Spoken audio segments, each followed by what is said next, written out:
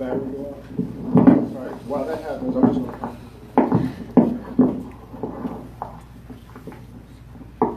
Good afternoon, everyone. My name is Eileen Olivier. I'm running as Maywood Trustee because I believe that with my level of commitment, service, integrity, and innovation, I could bring a lot to this forum as a trustee for the Village of Maywood. My first avenue, how I want to introduce myself to you through commitment, is I've been a resident for Maywood for 20 years. My husband and I bought our home in 1999. It was really a beat up little shack, but to us it was perfect. It was in the perfect setting, it was on the perfect block, and we had the perfect neighbors. So we built that home up and we invested in the community.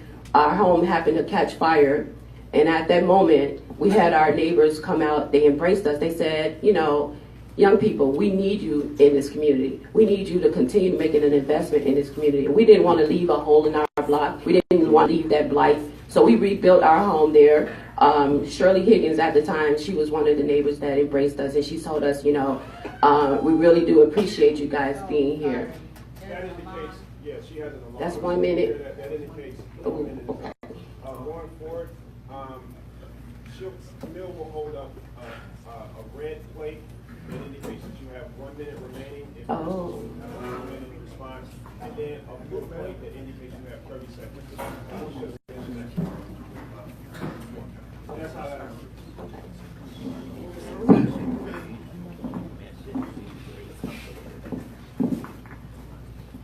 Good afternoon, everybody. My name is Miguel Jones. I just want to take a moment. I'm going to take my minute to speak a little bit about myself. Born and raised Maywood, Illinois. Literally born at Loyola Hospital. Went to Washington Elementary, so I'm a Wildcat. Graduated in 2003. Went to Walter Lutheran High School in Melrose Park. Graduated in 2007. I was fortunate enough to obtain a bachelor's degree in accounting at Illinois State University in 2011. And so I've been an accountant for 8 years now. A little bit about my background. I'm a senior accountant at the 4th largest telecommunications company in the United States. So what that means, long story short, is that I consult and advise management on the proper accounting methods and financial implications to budgeting, forecasting, and accounting methods. So back to my background, but the reason why I'm here today is because my true talent is about building relationships. I missed the ones. Okay.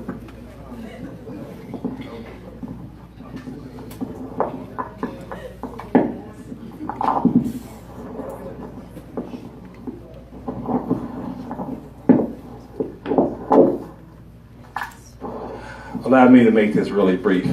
Good evening to you all. My name is Isaiah Brandon, and I am your village trustee. I have had the great privilege to serve this community for the past 3.5 years. I am running on the People's Choice Party along with Miguel Jones and Eileen Olivier. Listen, 3.5 years ago, the community was in need of a champion, and the community elected me, Isaiah Brandon, as their trustee, and I have been present at every single board meeting, having missed not one board meeting, advocating for the village of Maywood, advocating for businesses for our community, advocating for folks to rethink Maywood. There are signs of progress throughout this entire community, from 1st and Lake Street to 9th and St. Charles to 5th Avenue, from 5th and Bataan to 5th and Harvard. We know that progress is possible in Maywood, but in order for us to get there, we need next level leadership like Eileen and Miguel, and along with myself as well. You need folks who understand the importance of service, commitment, innovation that's going to take this community to the next level, and the People's Choice Party is your party. And we're going to do that come April the 2nd with your support. Thank you.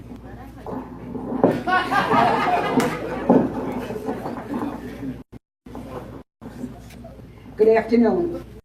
My name is Joanne Murphy, and I am your next village trustee. I would like to thank our host, Village Free Press, the Riceville Township Ministerial Alliance Network, and the Second Baptist Church for providing this avenue to residents to get to know the people who wish to serve them. I am part of the My Maywood slate of candidates that include Dr. Mary May Larry and Nathan Lee. My Maywood represents positive change.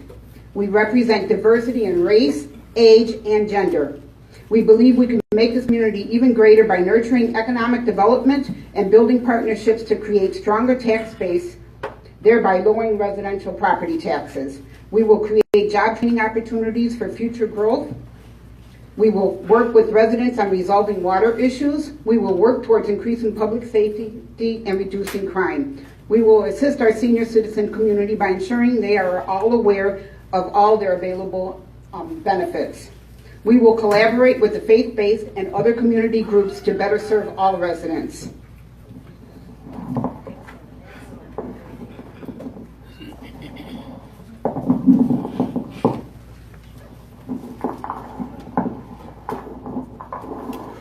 How you all doing? My name is Nathan Lee. I'm running for with the slate of Mount Maywood with Joanne Murphy and Dr. Larry.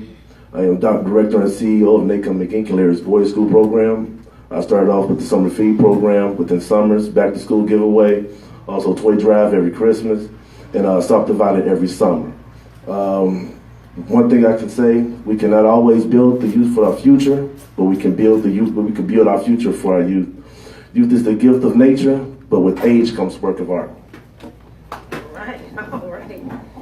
All right. I am Dr. Mary May Larry. I am on a slate called My Maywood, which consists of Joanne Murphy, Nathan Lee, and yours truly. I am a business professional. I am knowledge of federal and state grant. I am a grant writer. Been a grant writer for 30 plus years. I have helped Maywood secure the IDNR Youth Grant $489,000, the COPS grant for $269,000. Listen, we are ready to work. We're not getting ready. We're ready to work. So on March 18th, vote My Maywood. And then don't forget about April the 2nd. Let's conclude this matter. Maywood is on a crisis on multiple levels, and we are the next trustees of the village of Maywood to make each one of you all proud. Listen, come on, we on a fast train. Let's get it done. We have to leave early on this afternoon, but thank you. Good afternoon, everyone. My name is Stephen R. Smiley. I'm on the slate with Tony Doris, the Maywood Visionary Party. 2 years ago, we was at the same position. The Maywood Visionary Party has a vision of servicing the residents of Maywood. And that's what we need to do. We need to change the administration and get strong leaders in this village. This village is crumbling. And it's crumbling because we don't have strong leaders. Strong leaders will get strong supporters and people willing to work. So I'm going to make it real quick. I sit on the Maywood Liquor Commission. I work for the Park District. I own my own business. Mr. Smiley Production, sorry. But the Visionary Party has been given the ideas of technology and information. And I'm kind of upset because when we have these forums, I would like to see this place packed. So where are the people that's going to vote for us? We need the people to get the information, to get out here to see what we got to say. So after this, we got to roll our sleeves up and go out here and go door to door and get the people to say, listen, the Maywood Visionary Party will be sitting on that board. If not, you'll see us again next year, 2 years from now. Thank you. Good afternoon, everyone. My name is Antoinette Tony Doris. I am actually running for re-election. I served on this board for from 2013 to 2017. And after not sitting there for 2 years, I now know that we can no longer use our residents and our businesses to be the bailout for this community. We have been slow in holding people accountable, and it's time now. If we don't do it now, what you see is what you get, and it'll be worse. So vote Maywood Visionary Party, April 2nd, 2019. Thank you. Hello, my name is Commissioner Burnside. I currently sit on the Maywood Park District. I've been a resident of Maywood for 21 years. I serve as the Chief Union Steward for Chicago ASME Union, Council 31, Local 2854. I sit as an executive board member. I'm a chief union steward. I have experience with dealing with policies, contracts, and government. If you allow me an opportunity to serve you, as I did with the Maywood Park District, I'll represent you well. As you know, the 809 building has been closed for a very long time. I was instrumental with my colleagues in getting that building open. It's now named the Kimberly Lightfoot Recreation Center. If you would be so kind as to give me your vote on April the 2nd, I would be most grateful. Thank you very much.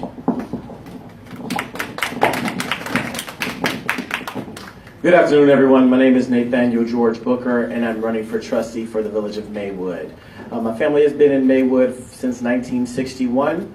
My degree is in psychology, and I've been an area director for training and performance for the largest hotel company in the world. I'm running for trustee because when I moved back to the community following the passing of my grandfather and my father, I became involved in various activities. Currently, I serve as a board treasurer for the Education Foundation, and I work very closely with Maywood Youth Mentoring. Right now, we have an opportunity in our community to focus on our leaky pipes, our water bill issues, our water pipe reconnection issues, our property taxes going up, our overall community beautification, and not only economic development, but community economic development. A community focused on working on our poverty levels, working on our unemployment, working on our lack of education opportunities that exist, working on our vocational training. So these are reasons that I'm running for the Village of Trustee. So I pray that on April 2nd, you all will vote me, Nathaniel George Booker, as your trustee.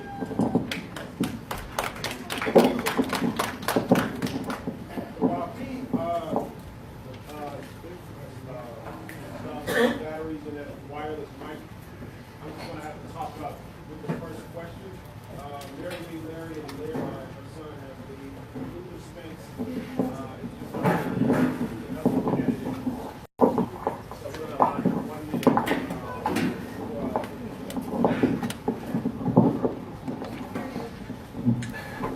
Thank you very much. Sorry to detain you. I'm running for trustee. After 50 years here, after running for office, mayor twice before, I've seen over and over the same kind of blindness, the same type of things that's happening over and over again. One of them being that water bill. We've had the problems with that water bill since I've been here. We're talking about the water bill now as to why, one of the first questions, why we are still paying Mills Park $1.8 million. We're talking about we had a chance for it to be hooked into another line. We're talking about a committee that was formed in January 2018, and it has not been composed of the experts that it was supposed to be formed for. Thanks, Mr. Romain. Howard? So I'm going to ask you to pass the mic down to Nathaniel. So questions will be asked.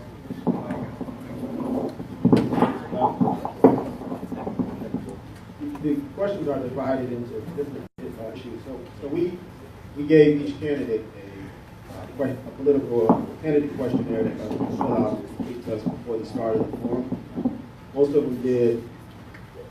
These questions are based on answers that they gave to us in those candidate questionnaires, and they're based on reader input. So the first question I want to ask is in the area of revenue. Just to take 1 minute to kind of just lay it out. One of the first things you guys will do as board members, at least one of the most important things is he asked to vote on a recommended levy, tax levy each year. Typically, for the last several years, levy board has elected to increase the levy between 3 and 4% over the recommendations of the village manager and some of his employees. I think for the last year of this past fiscal year it was 5%. The year after that it may have been 4%. But the board has consistently voted to increase levy below the levy that is what has been typically recommended by village staff. The thinking of a lot of board members, rightfully so, is that you guys are concerned about property tax, and you don't want them to rise above what the level that they're already at. The problem, however, that I've encountered with village employees who I've interviewed is that when you don't vote for the difference between a 5% levy and a 4% levy can be several $100,000. We're doing it consistently between 2013 and 2018. Guys, the board has voted on 3 and 4% levy increases. They had voted for a certain state, for instance, 5% levy increase. They would have had several $100,000 more in tax revenue to finance emergency purchases like a aerial ladder truck. Because you don't have that money, you then have to take out loans that have high interest rates. They only add to the debt base. So you kind of hit yourself in the foot by not voting on recommended levies, but also, you rightfully are concerned about taxpayers, the burden of the taxpayers. So it's a complicated situation. There are no easy answers. My question for you, for each of you all actually, is, so if you become elected and you get on the board and the staff asks you to vote, we recommend that you vote 5% tax levy, because we feel, just like what happened last year, this past fiscal year, we feel that we could raise a few $100,000 more and potentially have the tax impact on the taxpayer be negligible. Would you consider following the village managers or the village staff's recommendation, or will you consistently, or will you just vote between 3 and 4% like has happened for the last 4 to 5 years? So that's the first question, and sort of wrapping to that question is a general response as to how do you balance the need to raise revenue, which is a genuine need, with the need to protect taxpayers from additional taxes. So you get 2 minutes each.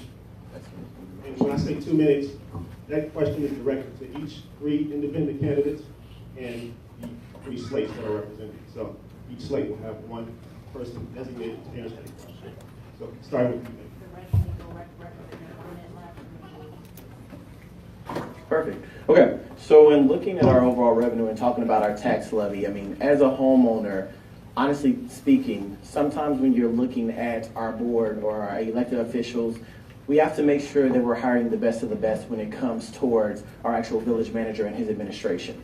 So when looking at the village manager and his administration recommendations, many of them don't live in the village of Maywood, so they are just business-based financial decisions that they are recommending, not a home-paying taxpayer in the community, and we need to be conscious of that. The other part that we have to look at is when you look at Cook County, not just Proviso Township, because for Proviso Township, we pay the highest property tax out of all 14 communities that make up Proviso Township. But in Cook County, when you look at the property tax composite rates, of 134 communities in Cook County, we are number 122 when it comes to our property tax rate. And you all can look this up on the Cook County Clerk's office. We cannot afford to pay more taxes. But what we can do is look at issues such as our Finance Commission. Our Finance Commission has been in existence for over a year, but when you go down to the clerk's office to request minutes of them meeting, they have not met. There is no recording of those meetings happen. When you look at our Finance Commission, they are not community, they are not business experts, they are elected officials who should already be looking at finance as a regular everyday thing. When you look at things like this, these are issues that we don't have to necessarily go towards the business professionals that we have hired when we already have people within our community, Cook County, and statewide that will come to the table to discuss our financial resources and what those opportunities are. We also have to think about focusing on community economic development, because when you think about what will put money back into the tax base, home ownership, unemployment, human investment overall would help attack those things. We can't be the highest community with public assistance, the highest community with unemployment, the highest community when it comes to lack of education. When we do human investment, then we can actually look for long-term plans that will address property tax.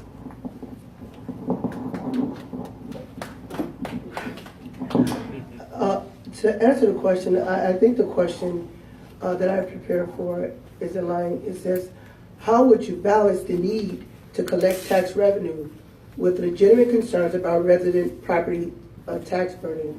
Am I correct? Yeah. Okay.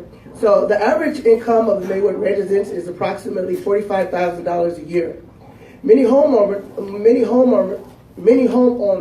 have left this community and their properties were neglected. And our taxes are too high for business to be sustained here. As a trustee, we must develop strategies for short-term and long-term economic sustainability. The primary goal should be economic sustainability. This can be done first by attracting more businesses to our community with friendly tax breaks. Next, we need to address the neglected properties and hold those financial institutions who own those properties accountable. Because the resident leave, they should be responsible for paying the taxes on those properties. Only then can we adequately assess the value of those properties and find solutions to generate income for those properties. The final solution is simple: home ownership.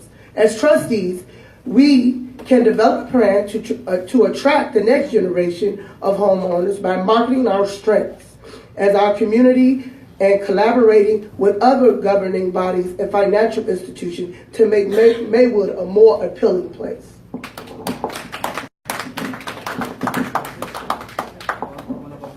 Yeah, you can choose whoever you want. I concur with trustee candidate Nathaniel Booker, but in addition to that, how do we continue to come to our residents with the levy that they are responsible for when we actually have not taken a real close look to our house? And when I say our house, I'm talking about the village, the internal spending. And I can relate to when I was on the board. How do you allow a director to continue to present items to be purchased with a no bid waiver? That's, in my opinion, ridiculous. That's like, just go get what you want and it's okay, we'll cover it. The second thing is, when the village does the budget, you are to stay in line with what the board and the village manager has placed. So as a trustee, you find out later on that if we were to get a bucket truck, we really didn't get a bucket truck because we spent money somewhere else. So while we need to bring all of these resources to the community, I think we first need to check our house and get our house in order before we can expound on any program, economic development, because if we don't know how to do it now and those programs come here, they will too fail. Thank you.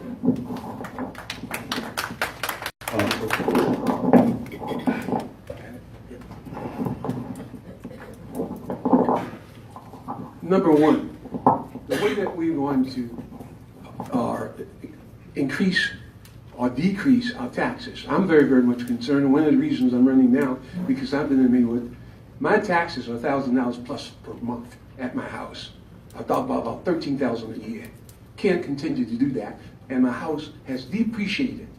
Now, we got to stop, as I think which the lady down there had reference to, passing deficit budgets.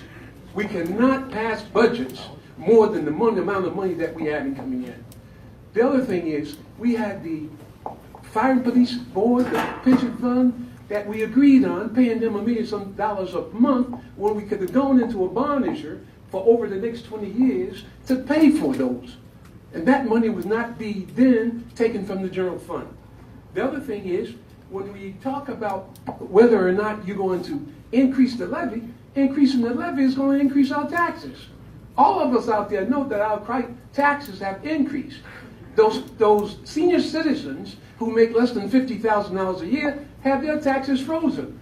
That means that the ones that are making more or who are not 50 are taking care of those. So what we got to do is have a change in form and in composition. This is the old thing that we got before. They come up with $500 and $600 to have that corrected.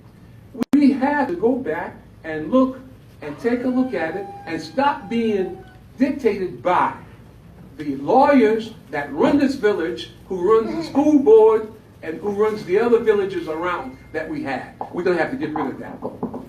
Thank you.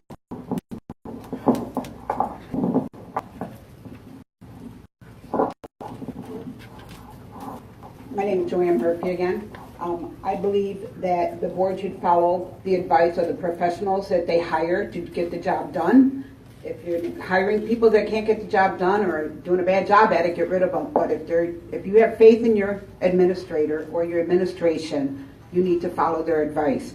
trustees and the board is not elected because they have a vast knowledge of municipal administration.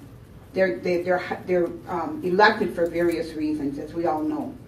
So I would seriously consider any direction given by the administration. Secondly, in order to balance that, I would suggest having seriously advertised town hall meetings prior to any tax levy, because currently when there's a tax levy hearing, you know, it's the handful in this room that are showing up for these levies because people don't know that they're happening, or they're getting a phone call, or they're not paying attention until they get their tax bill.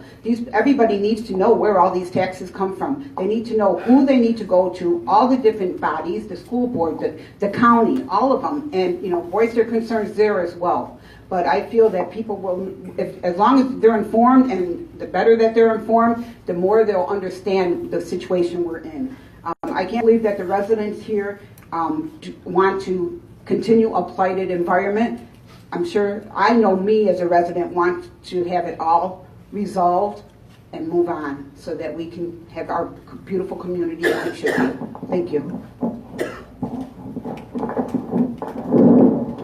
When it relates to the village's finances, there is a finance committee that exists that I serve on, along with some of my board colleagues, which include Trustee Wellington, Trustee Sanchez, as well as Mayor Perkins and Trustee Lyford. 3.5 years ago, when I arrived to the board, I noticed that the village finances were all out of whack. People were spending on things and going over budget. And what this finance committee has done is say, hold the brakes.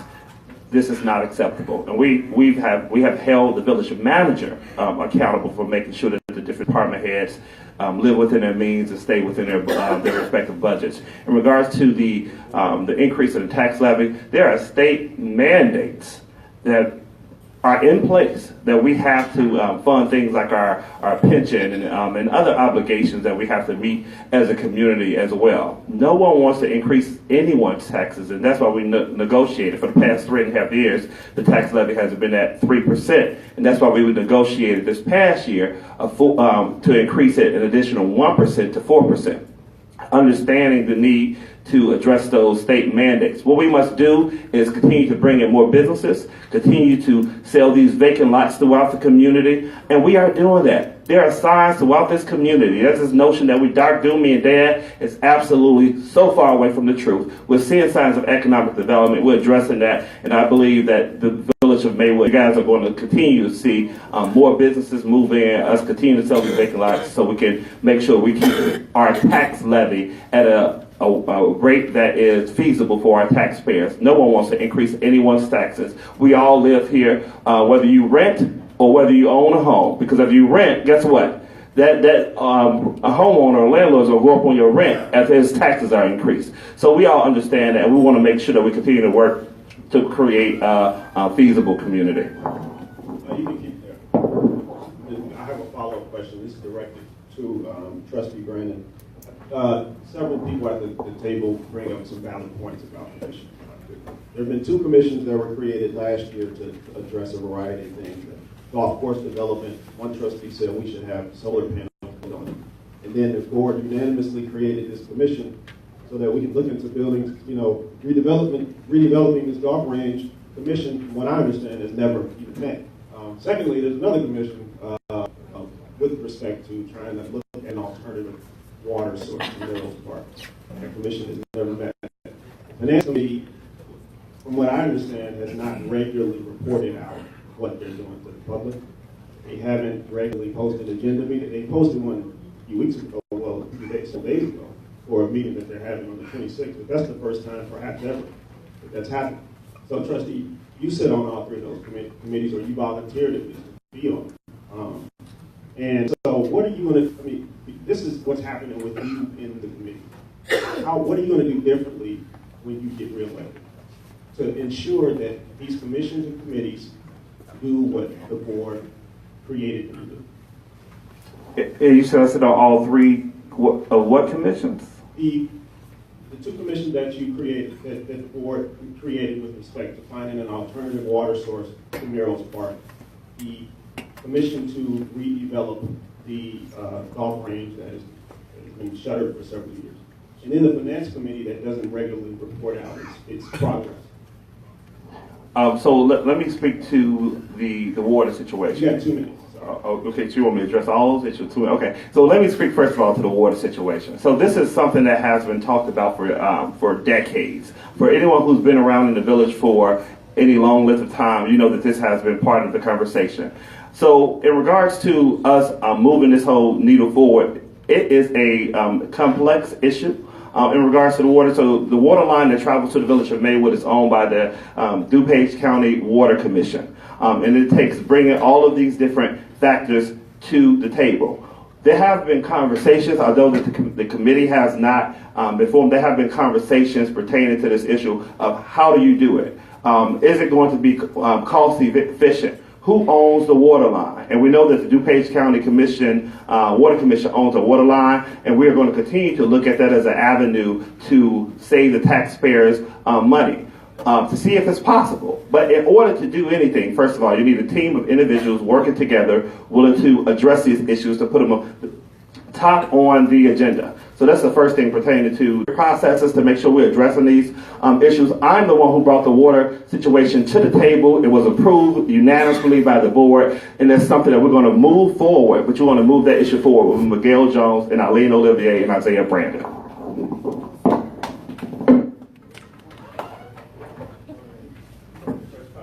Everybody hear me? I don't have a mic. So the second question is it pertains to economic development as well. Join Murphy and the People's Choice Party. Since you represent That would be the My Maywood Party. This has been addressed to Mary Mayberry, but she left. So I'm going to ask it anyway and see if you can answer it, because I'm germane to the issue of economic development. Particularly when it comes to My Maywood. Mary Mayberry often touts about her business experience, her PhD, the fact that she's helped the village secure grants, I'm sorry. But each and every one of those issues are in question. What evidence is there to show that she was responsible for the two grants that she claims that she helped the village secure? That's one point. Secondly, where did she get her PhD from? Her master's and her bachelor's degree. She never lists it. And then, thirdly, what is the name of her company that she is consulting to? We just want some questions because I think it's, and she included all of those in her introductory statement and issue about half of them could be lies, for all we know. I think she has a responsibility to back up what she said instead of just throwing out these claims and then being unsubstantiated. So I want to see what response you get. I don't know if you guys talk to that among yourselves. Maybe put them on the spot like this, but she's up. Yes, unfortunately, her and her son had a family emergency occurred about 24 to 48 hours ago, and they also had previous engagements that they had to handle, so I do apologize for them. Unfortunately, I have joined the team roughly 2 weeks ago. I don't know those details. All I can say is that I trust that she is a truthful person, and that is why I decided to join the team, because I feel that they are full of integrity, they're full of interest in the community, they've done so much to assist, and I can only go by faith that they are telling the truth, that Mary is telling the truth. But since I do have 2 minutes, I wanted to just let everybody else know. I have a question. Oh, I'm sorry, but I still got 2 minutes for this one, right? Oh, okay, I'm sorry. I'm sorry. I just wanted to make sure everybody knew who I was because, I didn't know we were limited on our introductions by 1 minute. Anyway, I have been the deputy village clerk under Clerk Mims for 3 years. I have been a liquor commissioner on the commission for 6 years prior to this. I have been on the NAMCO board for several years, and not currently. I was on the Maywood Rotary board for almost 6 years, and I am currently on the board, the chairman of the board of my church. So I just wanted to throw that out there so everybody knew who I was, that I'm just, not cute up here. No. But thank you. You're overall wonderful person. Thank you. Thank you. But you said in your question there, you submitted one separately from the party, and I appreciate that, that you can't remember when the Village Economic Development Commission last met, and that both that commission and the Finance Committee were, in your opinion, ineffective. Your solution is to make them mandatory, and I just want to understand what it means for them to be mandatory, and if so, how would you work about implementing a mandatory Finance Committee or commission meeting? You got 2 minutes. Well, currently, they meet as needed, but if they were, as needed is whenever somebody picks up the phone, as far as I know. So I believe that making it mandatory, the board would just have to change the code to indicate that those committees need to meet monthly or bi-monthly or, quarterly, something to that effect, so that they have an idea of what's going on, as opposed to just having the title.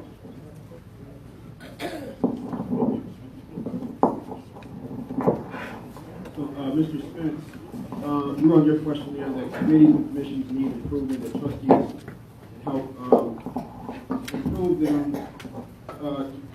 that they have to make sure that those rules, regulations, and policies are followed. I just want to know what rules, regulations, and policies are you referring to, and then how can trustees go about making sure that they're followed? Certainly, when you form it, and absent that, none of that was done. Now we're saying a year later that we have commissions that were formed and we're going to act on them. That's a year later, isn't it? That's a year later. Nothing is done on it. My thing is this: as a trustee, if I can get any 3 members of the trustee, we can call meetings.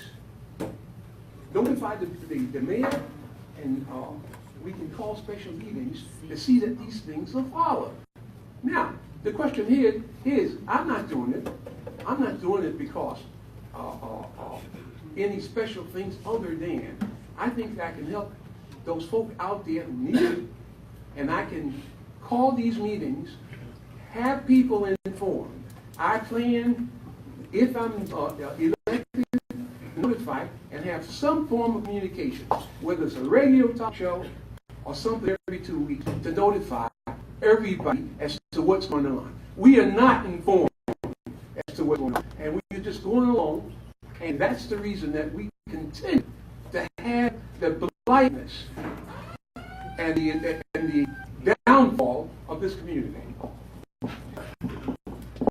This particular question is directed to Antoinette. I am so sorry. That's okay. You know what? Yeah, let's do that right after you have an opportunity to respond. This question, which is in the area of economic development, you did sit on the board, so you got some really ideas, some comprehensive, good ideas about economic development. You become, since you left the board, a champion of various proposals and policies that you want to create once you get elected. But some people will harken back, as some candidates did in their questionnaire, to your position on the board in 2013 when you voted against a proposal that would have put Hinsdale Bank, which is a branch of the Wintrust, at First and Lake. That is an issue for a lot of people, for some people who explicitly brought it up to me. What do you tell those people when, if they were to confront you about that, when you're talking about we need to bring economic development in, and they'll lodge that against you? How do you address that? You can get 2 minutes. Okay. So when we make decisions for this community, they should not be scrap decisions. That means we need a grocery store, but we give you a fruit market. So when Wintrust came to our community, they were really interested, and this is what was not properly, in my opinion, communicated to our residents. So communication is very key. When we don't communicate as leaders in a proper way, we confuse the residents and we divide a community. So they wanted a bank space, And then there had already been some backdoor discussions because there were already investors in place, and I had just gotten on the board. Let me just say that. It's a lot you have to get caught up on. But when I saw that what they were interested in doing was not going to satisfy 60% of this community, I'm not interested in voting on anything that is less than 60% provision for this community. And that's why I voted no, for those who kind of have a problem with that, but that's why. Okay, I'm allowing you more minutes to follow. You say 60% provision, what do you mean by that? I'm saying development. No, we need to dive into things that are going to allow, if we have four stretches of Fifth Avenue that need development, in 2 years you should see 3 of those 4 blocks developed. Because that's what you deserve, that's what we should be fighting for, and that's what Maywood Visionary Party stands for. No more crumbs. That's it? Can you repeat that question? This question is, Thanks. This question is, I'm tailoring each question to the candidate, so you'll have a different question. But it'll still be in the area of business development. The question for you, Arnitra, is, thanks. As a union representative, you state in your bio. Now, you didn't turn in a candidate questionnaire, so I'm getting this information based on a letter to the editor that you wrote, and some of your campaign material on your website. You state that you are an executive of AFSCME, which is one of probably the largest union in the country. In your role as a union executive, do you believe that unions can be at times problematic when it comes to a community enhancing its business climate? Well, I believe that people deserve to have a decent place to work. I believe that people should have a fair wage. I believe that people should have health insurance. I believe that anything that goes from one extreme to another can be problematic. Unions and management, they're bargaining units. They come together to negotiate fair wages, benefits, a decent work environment, things of that sort. Anything that is out of balance can become problematic. So if you can be more concise or more explicit or more direct with your question, anything out of balance can be problematic. Overtaxing is problematic. Overbuilding is problematic. Overpurchasing is problematic. Overeating is problematic.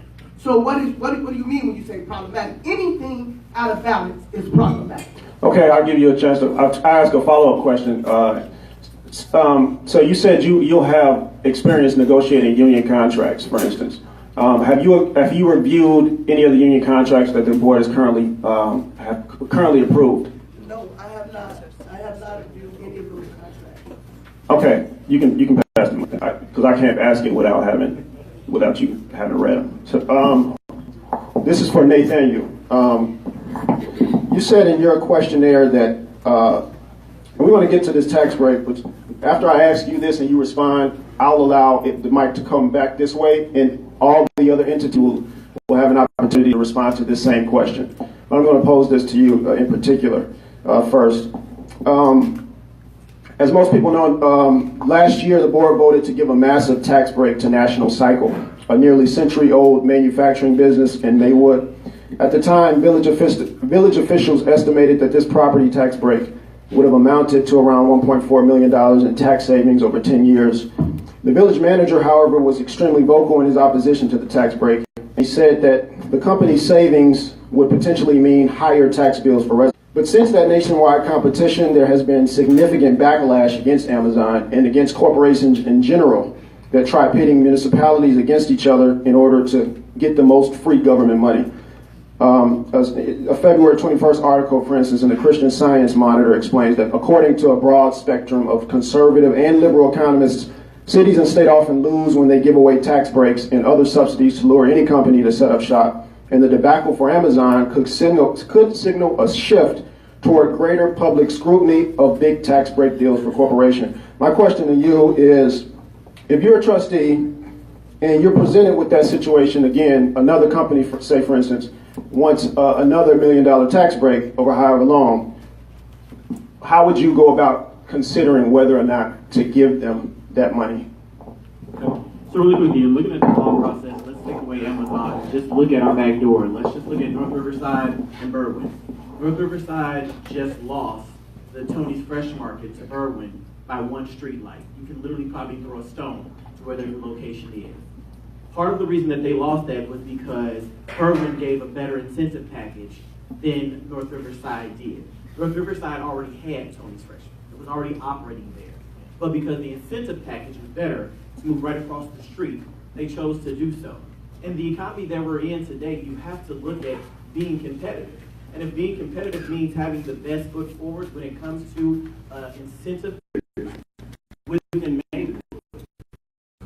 So a lot of times we look at attracting business, but what we all have to realize is businesses within the United States look at what we treat our current business environment. So if you're willing to not give a 10-year tax incentive to a company that's already paying over $200,000 a year in their current facility without expanding, then how would a new business think they would be attracted? This man has been in existence in Maywood for 83 years. He's moved times for the full time. Instead of moving, they should have went to Bellwood on the material and said, hey, what do you got for me? They could have went to Broadview. Melrose Park has a lot of industrial. The same incentive that actually National Cycle got, two other businesses in Melrose Park got. So it's not like it was a special incentive package that we were giving away. So the same question that was to Nathaniel will apply to everybody coming down to my level. So you want me to repeat it?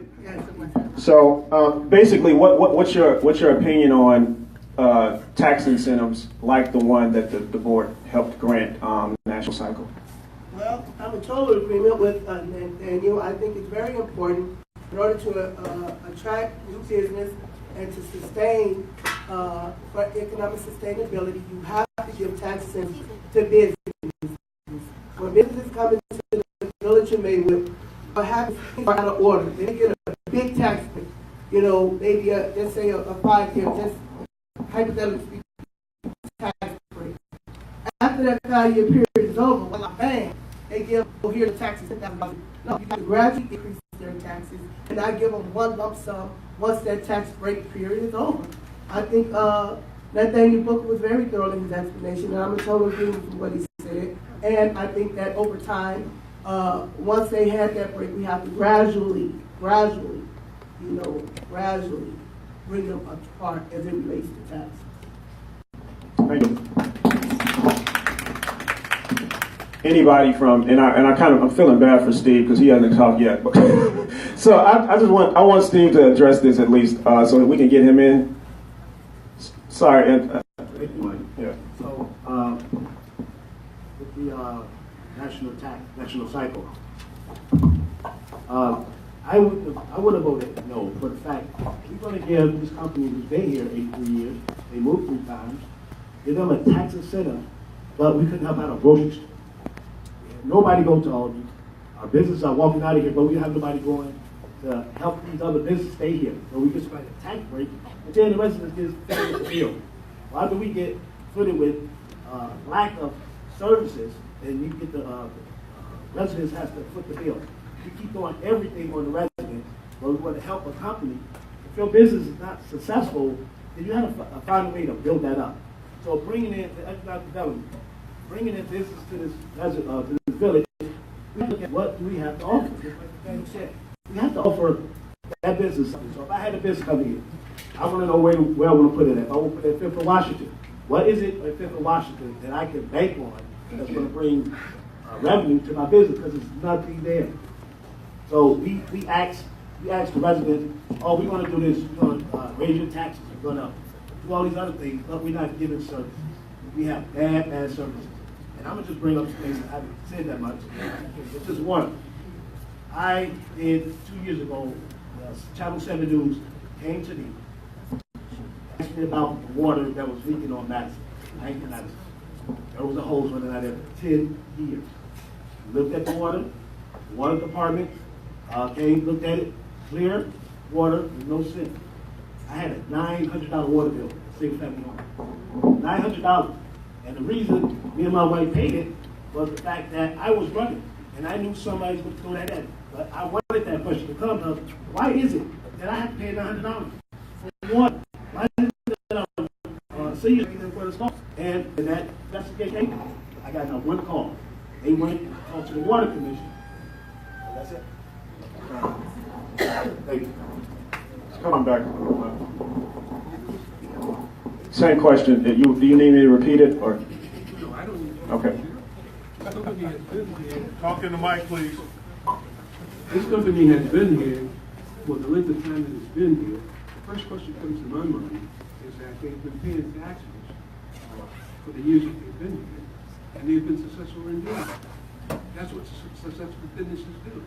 My question is, for the longest it's been here, I want to know how many jobs that they report that they provide for Maywood residents.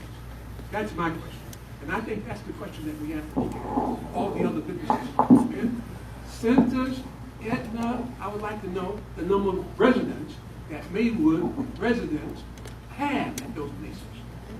If you don't have that, then when you negotiate that contract, you got to have somebody in the formation of it that's going to say, if I'm going to give you this tax, you're going to provide X number of jobs for Maywood.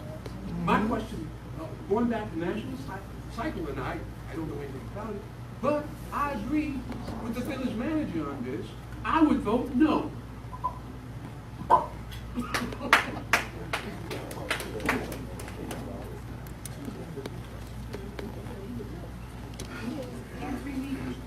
Tax relief for businesses is just as important as it is for residents, but most residents don't have the same avenues as businesses do. In the meantime, they expanded the business. We gave them land. We gave them a lot and a half, and they're planning an expansion, but yet they lose one client, and then they need this money from us. So I don't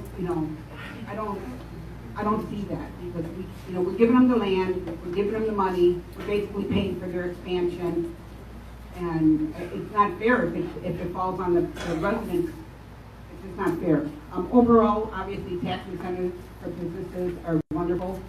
Give them to come, but to give them to keep giving them to stay, it kind of defeats the point of the incentive to get here. I hope that it's just the relief has to be given to the property owners as opposed to the businesses in this particular case, because we're suffering, and we can't vote on a lower tax levy and give away half of that. Thank you. The next, I want to address, because you were on the board and you voted for the increase. I want you to give you an opportunity to explain your vote, and then I want the next question on this side to be, I'm going to, it can be either for either your other running mates. So can you explain your vote in support of the tax increase, the incentive?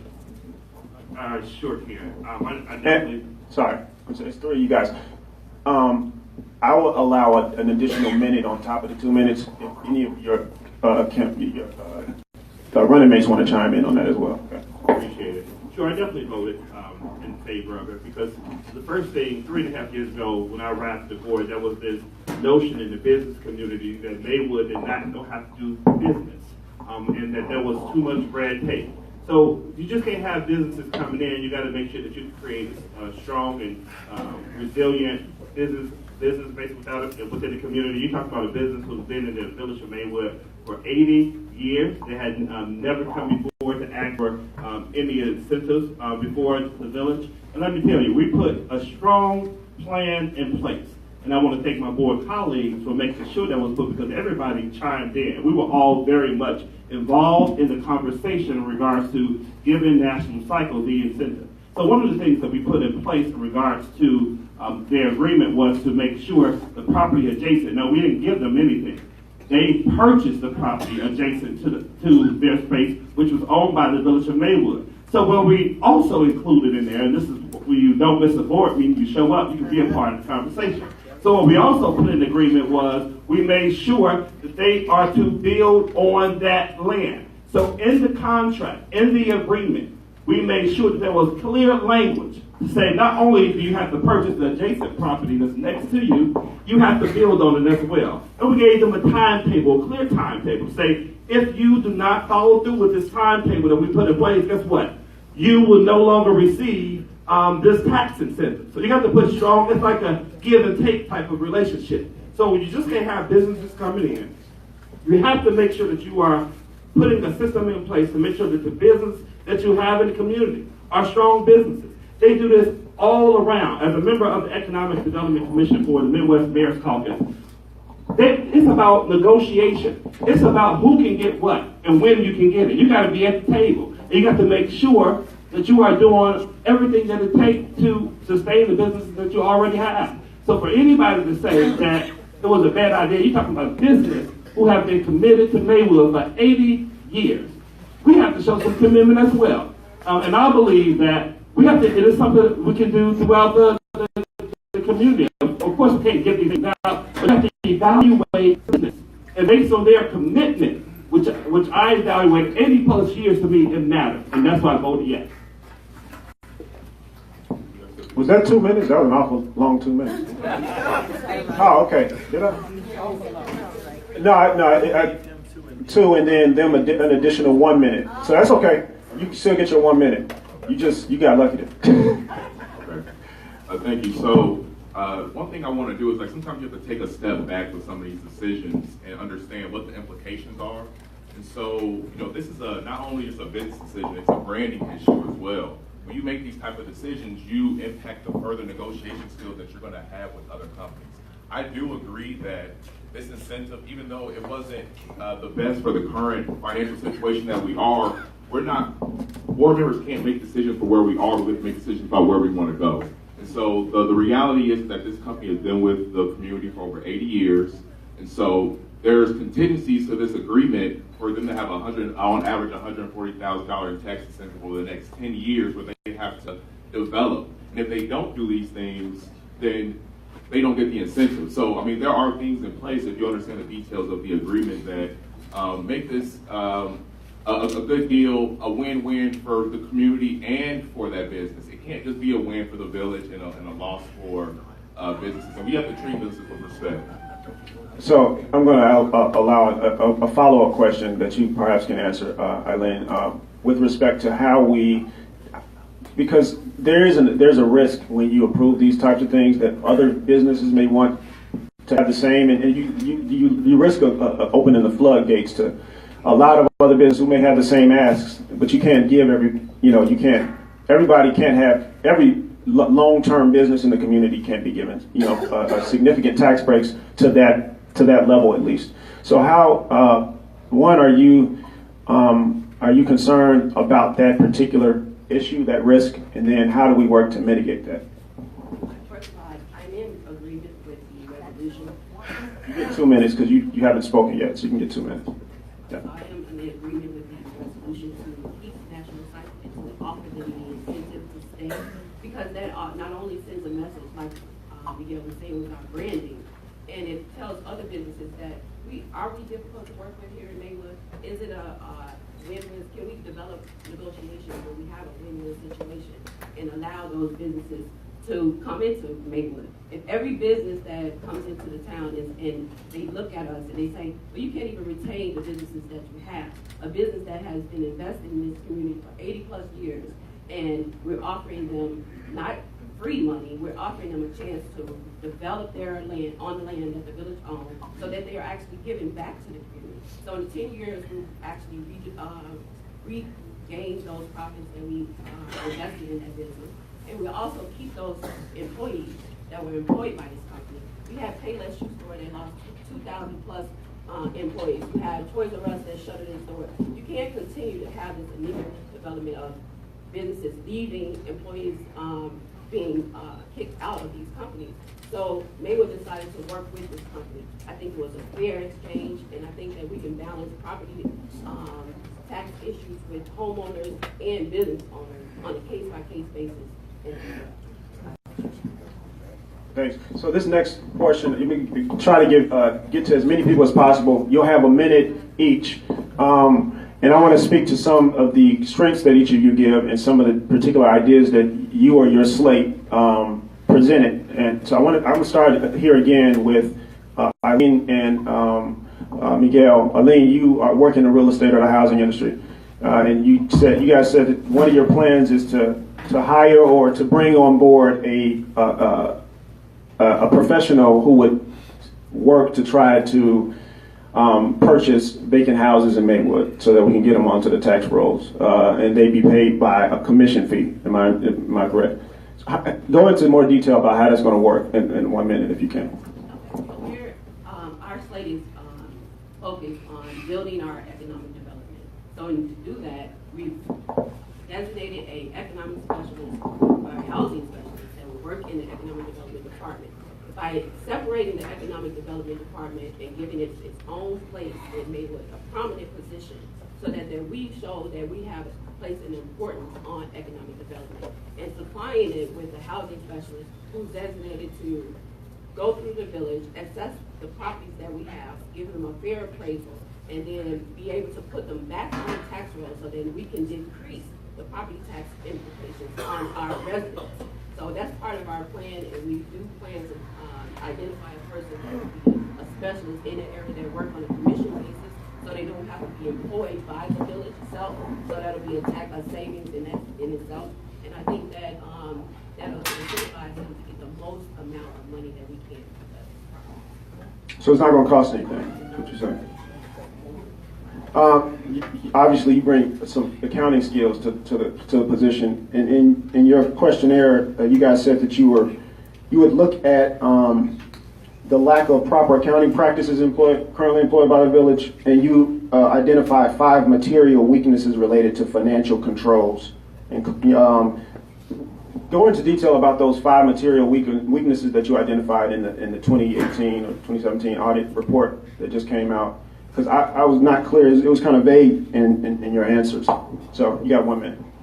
Sure. So those comments were related to the 2017 audit that's done by external auditor, I believe it's Baker Tilly. But in those financials, they give you an assessment of where your financial condition is as it relates to controls and mechanisms that you have in place to ensure that your financials are presented accurately and you are basically addressing your fiduciary responsibility. So there were a few items that were documented in there that I believe one, your financial situation says a lot about where your community status is. In a very similar situation where your even personal credit score reflects the condition in which your ability to live. And so that's my first place as an accountant. That's where I like to look. So one in particular that I noticed that was in there was just kind of the lack of control as far as the approval process.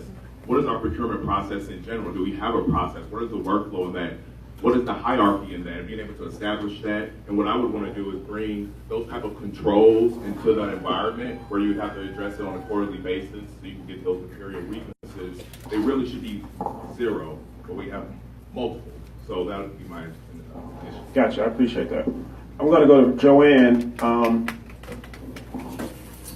Sorry to skip you, but I'm trying to get as many people that haven't spoken as much involved. Joanne, you were former deputy clerk of Maywood before moving on to another position, and you bring particular insight as a former deputy clerk to the Board of Trustees. What were some things that troubled you when you were deputy clerk, and how would you as a board member work to rectify those things? You got 1 minute. Well, a lot of them we rectified when I was there. Most of them were full session minutes. We went through, I don't know how many years, it would be 5, 6, 7 years of back of full session board minutes that needed to be updated and approved. We got the attorney to create resolutions to get them approved, and they're currently up to date. I know they just did on recently for 2018. I would, as trustee, the clerk's office is separate from the trustee. I don't know if you know that. The clerk's office is, the village has nothing to do with the clerk's office outside of providing a staff member. They are document handlers. So there's really not much more to improve on. Overall, I would say the dysfunction, at the time, the dysfunction of the board was amazing. It was totally amazing, and I would definitely put time limits on speaking, and that would be the biggest thing. Time limits for trustees or residents? Trustees. Okay, I agree with that. For Luther, you're an attorney, and you bring some legal expertise. I don't know what exactly law you practice, but as an attorney, how would you, for instance, go about looking at the contracts that come in at the village that you may have to approve or vote on if you're trustee, or some other areas where your legal expertise may be brought to bear? How are you going to utilize it if you're elected? 1 minute. Minute, I got it. Yep. I've been practicing for 43 years as a general practitioner, criminal law, civil, forces, personal injury, contracts. I was certainly scrutinized contracts in the making from the beginning. Thank you. I was certainly scrutinized the contracts in the beginning to make sure that in those contracts we're going to see what we're going to benefit from. Number one, how many jobs are going to be guys here? When the state of Illinois built a prison down in Southern Illinois, a new prison down there, they didn't have the people here that knew computers or how to do data input. They educated them. They educated them to keep them in the county. The whole thing that we hear over and over again, that we don't have competent people here to do the job. They either cannot do drug police or whatever. If I may just extend it. No, I'm sorry. Can you pass it on? Yeah. Steve, I saw your passion with respect to the water issue, and you have some expertise in that area. Just kind of, for 1 minute, just identify some of the problems that you see with respect to, you brought up one that has went unresolved with respect to Linda Reed's water bill. So speak on that, and what solutions will you bring to the board with respect to dealing with the water issue? 1 minute. That water issue, when we addressed that problem, they were telling us as residents that this water problem was a building problem, which that building sits in Maywood. So when I asked if that building sits in Maywood, then this building doesn't have its own water supply. Which building are you? You're talking the Romain building. The Park District building. Right. There was a hole running that building over 15 years, and we addressed that, and I brought it up, and the water department told me there's a crack in the foundation, which I know that, but this water is still Maywood water, and we're paying $1.4 million coming from Chicago, and it's running out. It's constantly running out. So I met with one senior. She had her water cut off for the same thing, and this water is constantly running out in the middle of the street. And we went down and had water people come out of the water department. They told us the same thing. You're going to have this is the Park District, and I'm just saying this is the Park District problem. Where the Park District don't own their own water.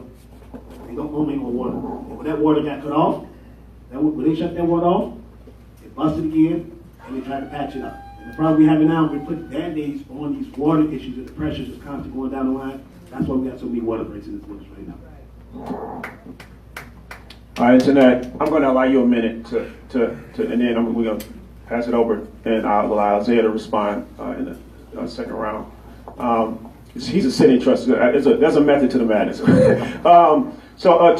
Antoinette, you are particularly passionate about services and how employees are treated, but also how residents are treated. So I want to allow you a minute to speak to some of the problems and when it relates to services, which is there's all of these complaints all the time about residents getting mistreated by village employees, and there's another level complaint about employees getting mistreated by supervisors.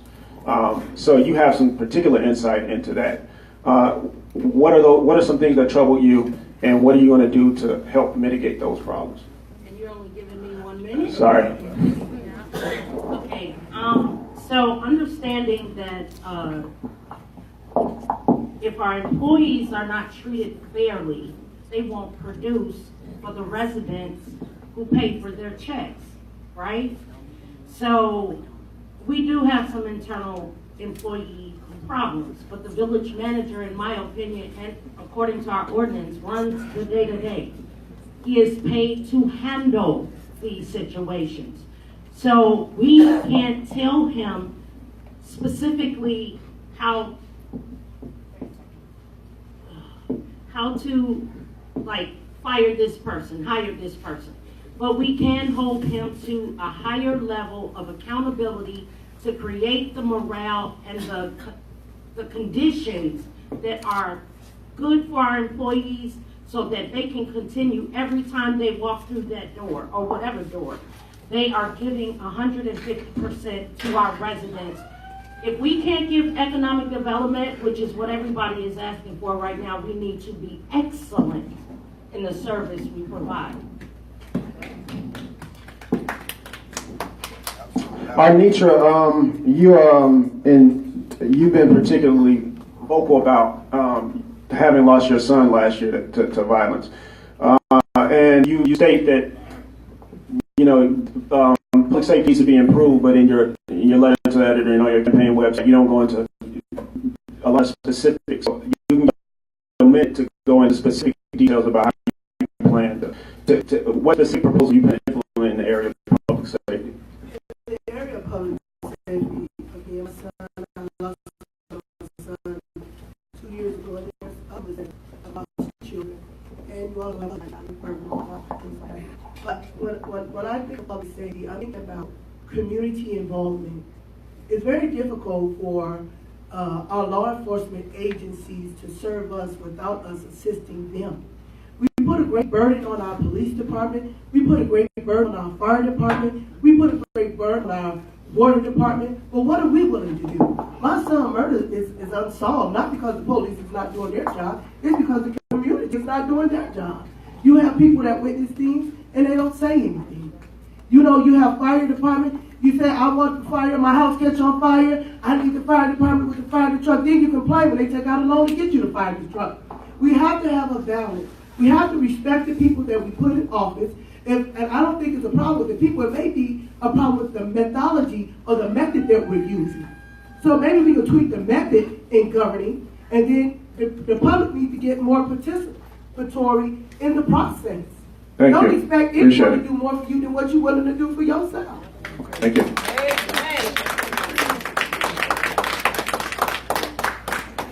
Nathan, you've been a very vocal proponent of economic development. Your background is in corporate, as you stated, and you sit on the Economic Development Commission. What are some weaknesses you've also pointed out in the questionnaire, some weaknesses that you've had trying to get economic development functioning? Speak on some of those, and then how are you going in your capacity as board trustee address some of those weaknesses that you've identified? 1 minute, sorry. All right, so really quickly, looking at the Economic Development Commission, the reality is we have commissioners who've been on the Economic Development Commission for the 5 years that they've been established. I personally have brought to the board on more than one occasion the lack of our meetings, the lack of us being productive.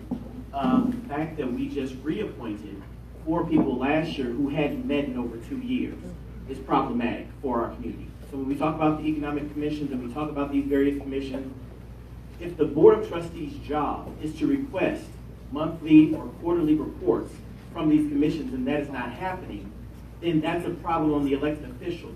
We can't mandate that voluntary positions meet if the board is not requesting reports or recommendations from them. Say, for instance, when we say we started the commission in January 2018 for water review. Well, realistically speaking, yes, it taps into DuPage County. It goes along the Prairie Path. But a simple phone call that I personally made myself shows that DuPage water that goes from the city of Chicago on average of 28 communities is $51. You have North Lake that taps into Melrose Park as well that only pays $42 per 5,000 gallons. So the reality is a simple phone call would showcase that that's not the best solution.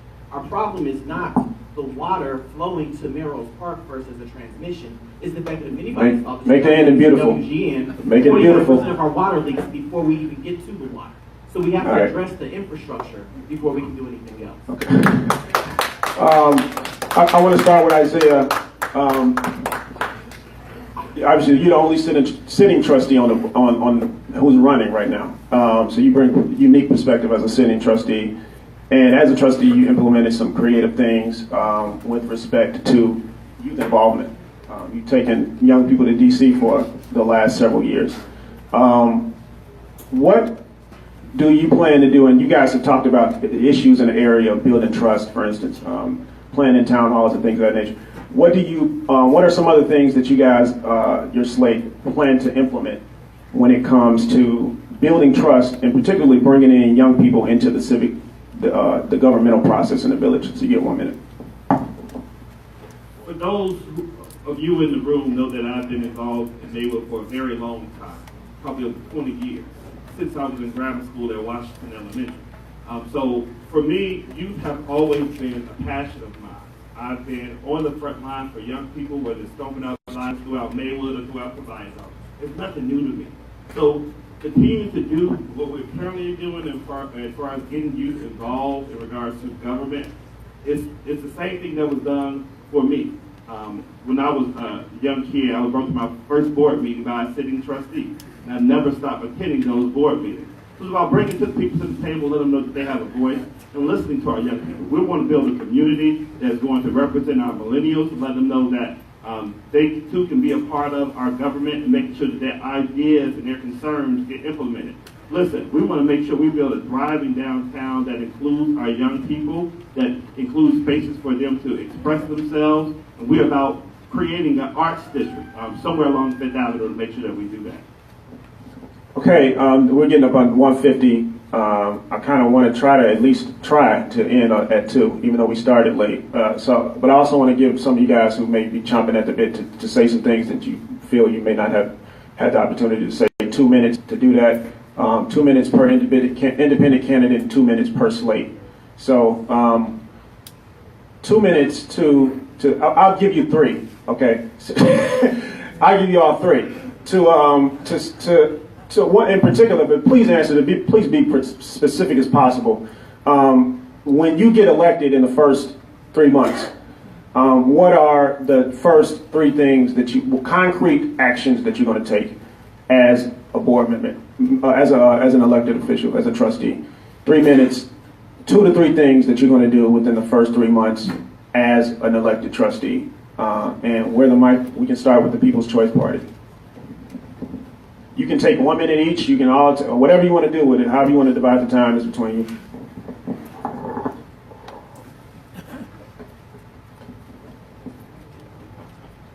I'll start it off.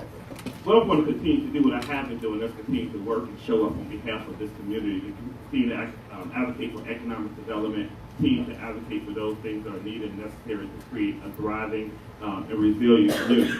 But recognizing that nobody can do it out here alone, in the words of the great poet Maya Angelou. It's going to take a team of individuals to take this community to the next level. And I'm so excited to have the privilege and the pleasure to be running with Miguel Jones and Eileen Olivier. We are ready.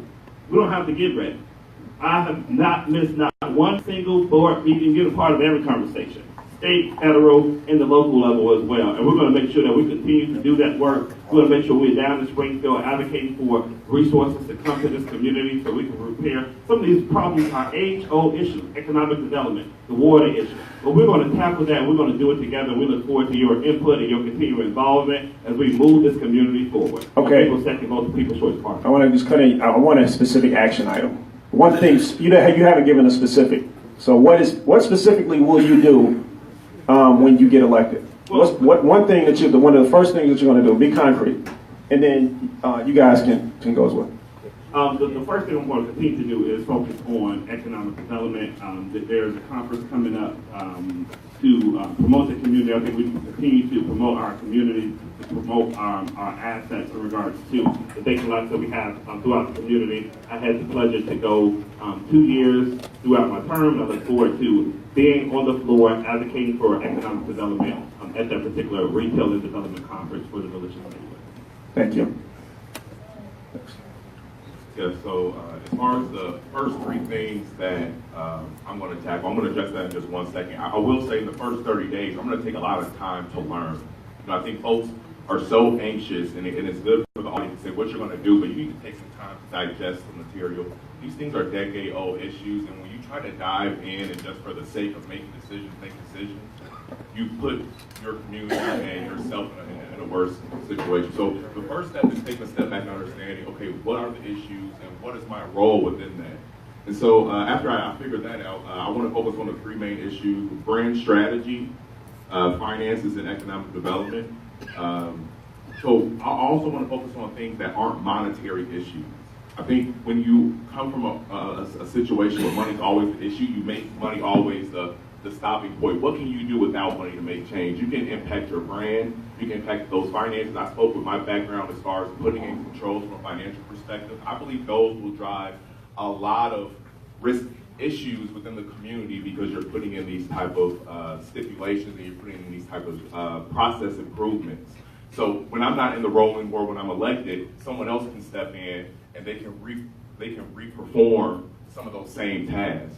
And so those are things that you want to be able to do as well. So the first thing you're going to do is learn. That's an action too. First thing you're going to do is attend a conference. First thing you're going to do when you get in the office, 1 minute, because I know you.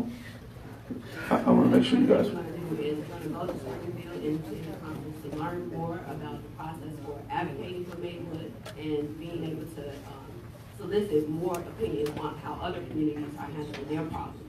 And then the other thing is, I want to make a platform of mine to be able to be more inclusive in our village board meetings, so that we're able to include the Hispanic community a lot more. I advocate for PASO. I've been involved in your community training programs.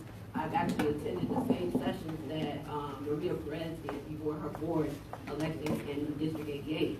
So I wanted to be able to make sure that we're sending out information in Spanish as well as English. My kids attend Washington Language Academy. They've been there since pre-K. My oldest is in 4th grade, and they've been in an immersion situation. So I'm pretty familiar with that process, and I believe that we need to allow more inclusion into our board process so that we can include everybody, because our community is changing. We need to change with it. So it's fair to say, first thing you'll do is attend a conference and then meet with some people outside of the board to bring in other in community. Okay, Joanne, the first thing that first 2 to 3, you get 3 minutes. It's 3 of them, so. I'm sorry, I just want to make sure, are we doing our closing statements at this time, or will we be allowed closing statements? No, don't treat them as closing statements, which is why I didn't announce the closing statement. I want you guys to be specific and concrete. Is this our last chance to speak? Yeah, it'll be your last chance to speak, but I want to make sure that we be as specific and concrete as possible. Thank you. When I'm elected, the first thing I'll do is I'll be meeting with the village manager and the department heads to understand what their challenges and needs are. The second thing I would be doing is reading all the current contracts, to understand their terms and conditions, so that I know what to do in the future, when these either come up again, and to know whether or not people are performing as they agreed to, including ourselves. And then the third thing I would do is I would reach out to my constituents to make sure that they know when, where, how they can reach out to all their representatives at all local levels, so they can speak to everybody and anybody. I feel that the information, if it's not in their face, they're not seeing it. Unless you're interested in it, they're not seeing it. And it's a reactive crowd, and we need to make them proactive. And that would be the best thing for our village. Outside of that, I just want to, once again, my name is Joanne Murphy. I want to thank our hosts again, the Village Free Press, the Briscoe Township Ministerial Alliance Network, and the Second Baptist Church. My apologies. This event has allowed all of us to hear the candidates and get to know us better. There's a variety of issues that come up, and it was much appreciated. Thank you. My Maywood slate of candidates is Dr. Mary May Larry, Nathan Lee, and myself, Joanne Murphy, which represents experience, integrity, and transparency. We represent diversity in race, age, and gender. The Village of Maywood Board of Trustees is a governing body where stronger diversity makes for a stronger community. This is My Maywood. On behalf of the My Maywood Party, we thank you for your support. I am Joanne Murphy, and your next village trustee. Thank you. Thanks, Joanne. So three things you say: you'll meet with staff, you'll read contracts, and you'll reach out to constituents. That's what you. And your other two opponents, they're not here. Okay. The Luther Spence. The first 2 to 3 things that you'll do in 3 minutes when you're first elected board trustee. The first thing that I would do is meet with my fellow trustees and see what type of legislation we can do to correct all of the wrongs that have been presented here today, and not only the ones that are here today, but the ones that you know about. And that goes from all facets of the government, the departments that we have, the finances, or the treatment of the employees that we have. Meet with them and see what we can correct, and make Maywood, our department heads and employees, be respectful to the residents of Maywood. Our senior citizens don't have anybody to represent them. They get a water bill, they don't know what to go to. They either pay or they're going to cut off the water.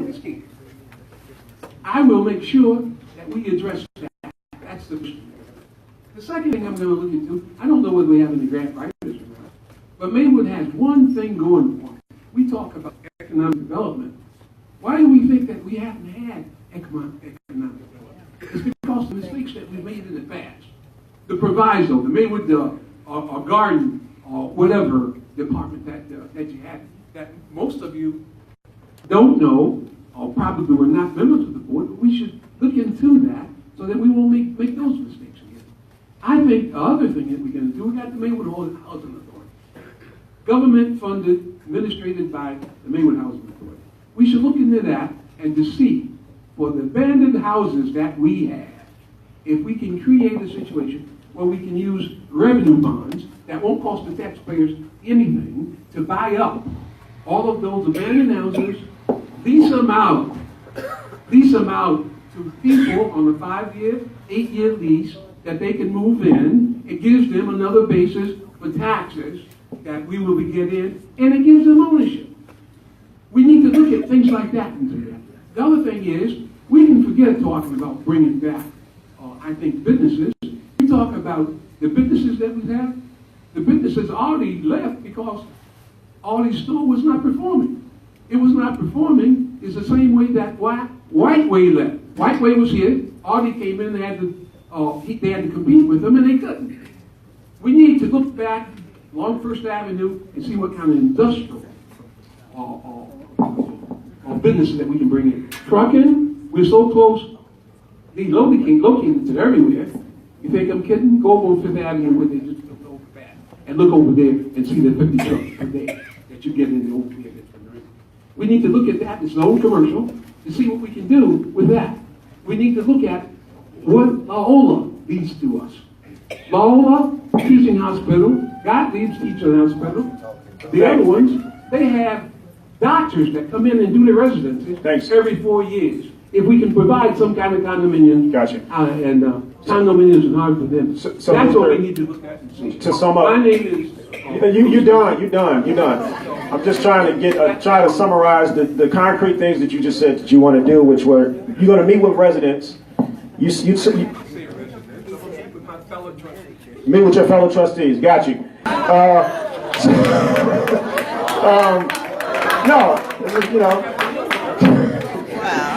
I'm kidding.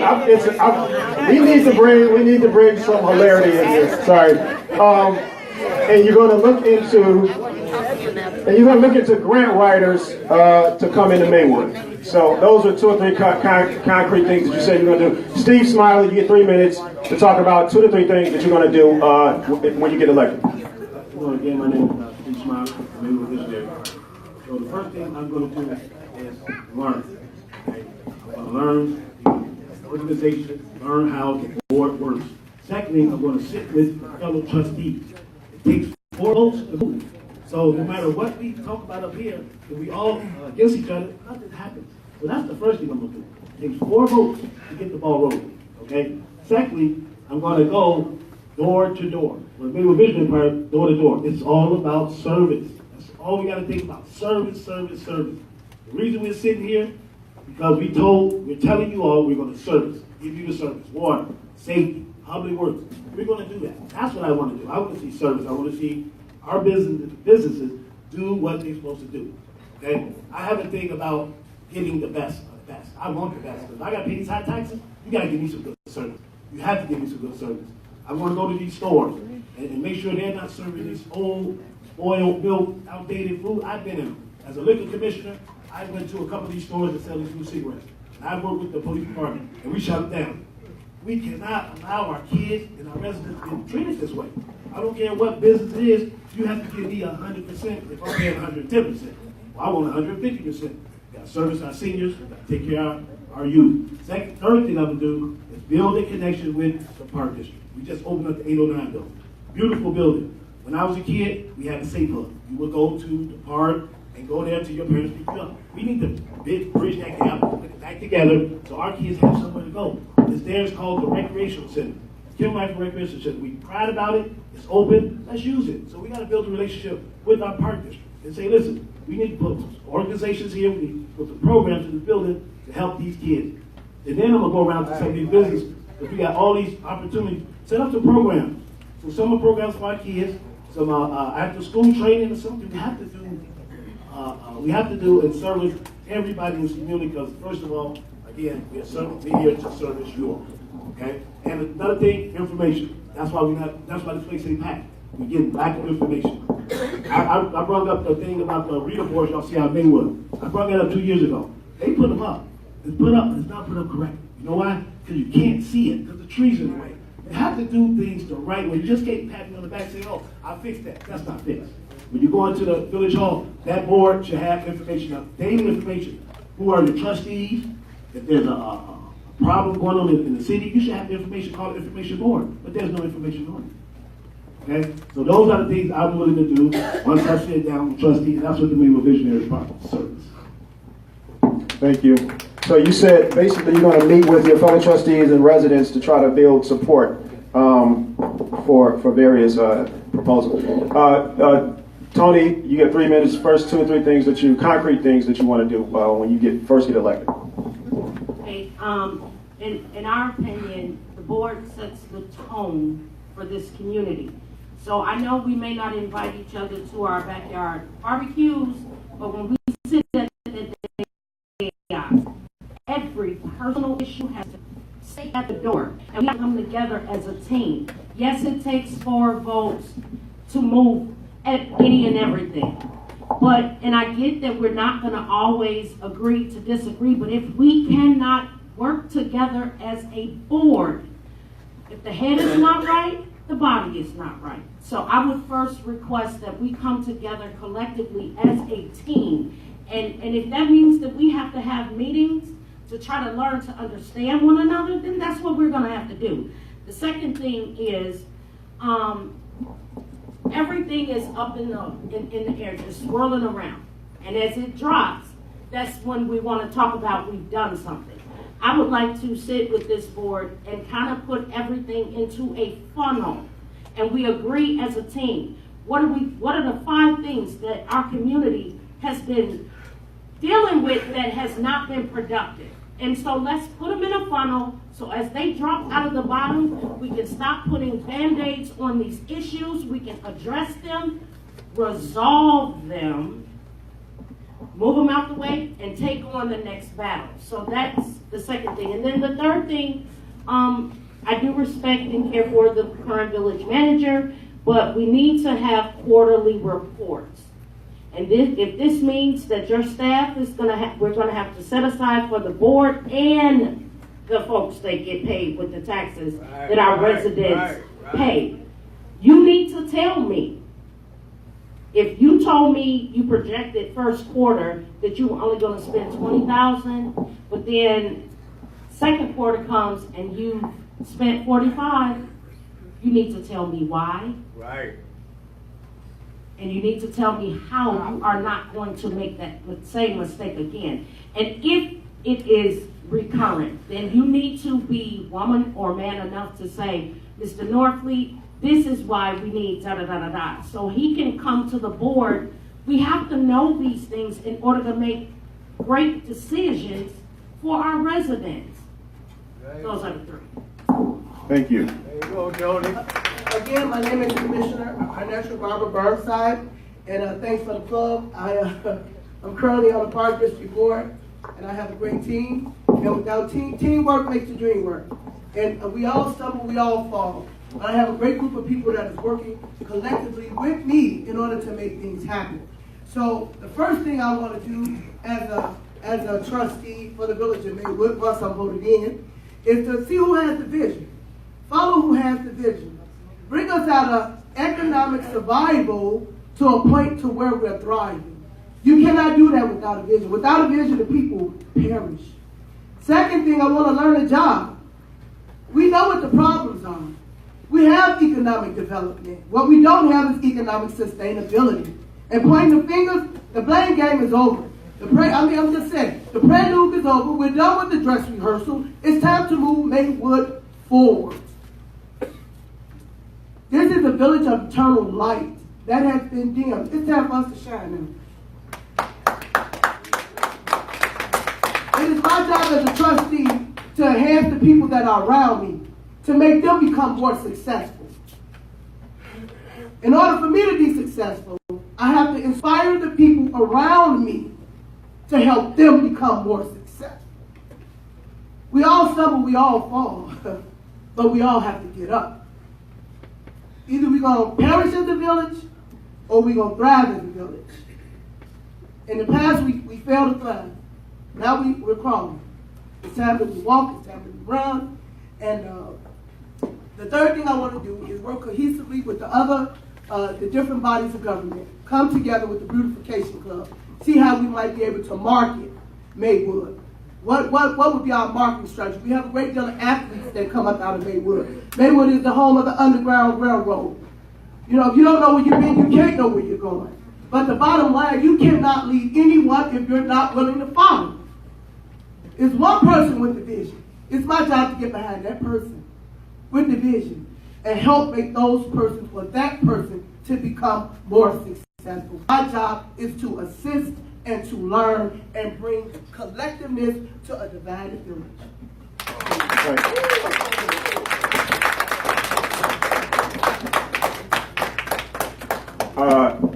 Nathan. So, really quickly, to talk about what we're going to do the first 90 days. We can focus on our economic development commissions and all of our commissions. The reality is, if you look at the village website, we have 80 listed commissioners in over 14 different commissions. Less than 30% of those commissions actually have minutes on record with the village clerk's office that have met more than 2 or 3 times out of the year. That's unacceptable. That's the same record for 2017 and for 2018. You have agendas, but there aren't many recorded minutes that are approved and reported. We have no reports that have been reported to our Board of Trustees from 2017 to 2018. As a Board of Trustees, it is our job to manage those commissions by requesting recommendations on behalf of them. So when we say we have the Water Review Board or we have the Water Committee from January 2018, well, if one phone call can tell you that DuPage County is paying more for their water from transmission than some of our communities that use Melrose Park here, why do we need that commission? I believe that we need an infrastructure commission to focus on our leaking pipes, to focus on our roads, to focus on our alleys, that will focus on everything. But the reality is, if you don't have an elected board that has the buy-in of bringing those best of the best to those various commissions and actually requesting their recommendations, then we have a problem. There is no reason that elected officials make up one commission called the Finance Committee. The Finance Committee should be the best of the best in your community from a business standpoint and from a residential standpoint that can provide recommendations to those elected officials. So all of our commissions need to be relooked at. We keep reappointing people that aren't even meeting.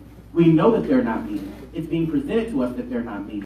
But we're not using the best resource that we have, which is the talent of those who are paying taxes in our community.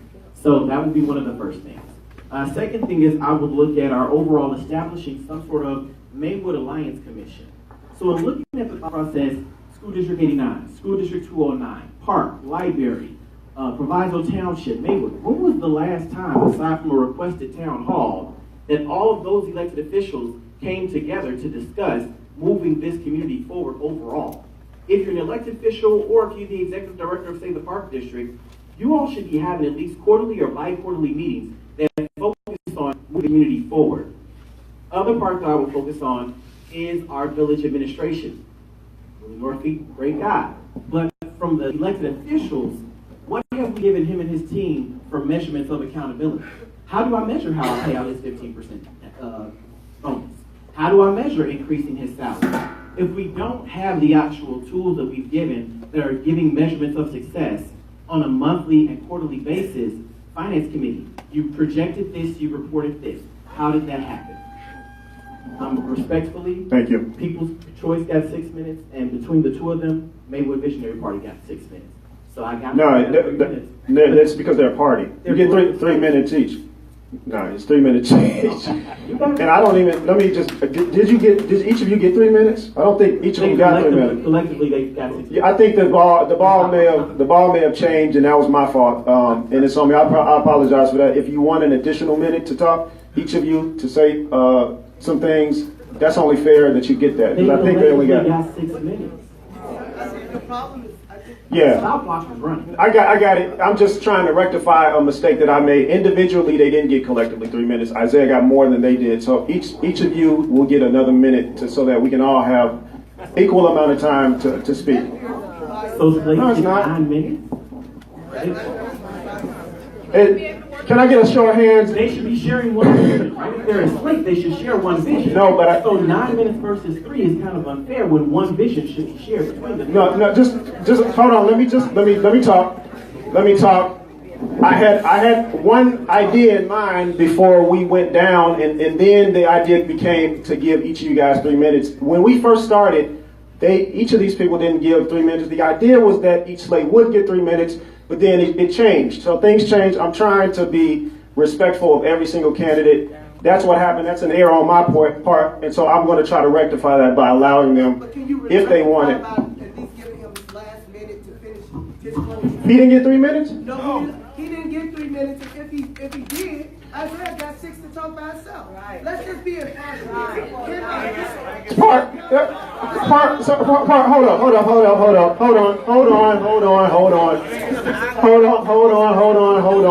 Hold on. Calm down. Please. Okay. Luther, you stand? I'm going to just ask for anything that you want to know more about me. Look at Maywood.com has every single thing that I've spoken of, every answer that we provided to the Village Free Press. To learn more about me, look at Maywood. Thank you, Nathan. I'm going to give them the microphone. Now, before you do that, though,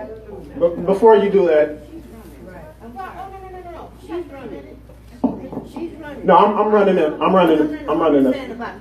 Right. That's okay. Guess what? We make mistakes. That's okay. Everybody makes mistakes. Stop the self-righteousness. Everybody makes mistakes. Don't be self-righteous, okay? Don't beat up on people for their mistakes. So I made a mistake. We may have made a mistake. Perhaps some people it's not that big a deal. Let's get through this, okay? Now, if you want a chance to talk, please feel free to, because I want to rectify the mistake that in my head that I made. If not, we can move on to the final part. So I apologize again. Sure, well, I'm never going to turn down. 1 minute. 1 minute each. I apologize getting the suffer to hear this, but here's my thoughts as far as how government works in general. A lot of these other teams and slates are going to have to meet outside of the scheduled board meeting just to get that cohesiveness to be able to move anything forward. That's their first step. We've already accomplished that by identifying individuals that already have a common goal. So that's a step that when you talk about moving votes forward, and when you need 4 votes, no matter how great an idea is, if you don't have the votes, all you're going to do is you're going to be a pep rally host versus being able to be result oriented. And so that's what the People's Choice Party I just wanted to throw out there. And then also you have to worry about when you're voting people in, this isn't a role in which it's just about legislation and you can sit behind the desk. You have to be active. Who is willing to put the time in and show up to these things that they're voting for? It's just not a legislative role, it's a management role in which you're active and you're involved and you're showing up. Who has the time in order to do that? I just want to propose that question. Thank you. I'd like to also propose the thought of service. The People's Choice Party, all of these individuals here, we're dedicated to service. We're dedicated to actually reaching out to each one of our constituents here. We're willing to meet you face to face to provide the type of service and responsiveness that you deserve. One of our pillars is to allow us to revamp the village website so that it's more responsive, so that it actually is more interactive and allow the village residents to receive the communications that they need, so that if they had an emergency, they're able to report that emergency and actually get a response back. And we need to focus on how do we do these things as a group. It's something that we need to read on. We have a list of these different pillars that we're working on, and our vision is clear. We've indicated that to the Village Street Press, so when we look at our goal and our plan for the village, I'm sure that you'll be in line that these three people need to be on board. I appreciate all of you all.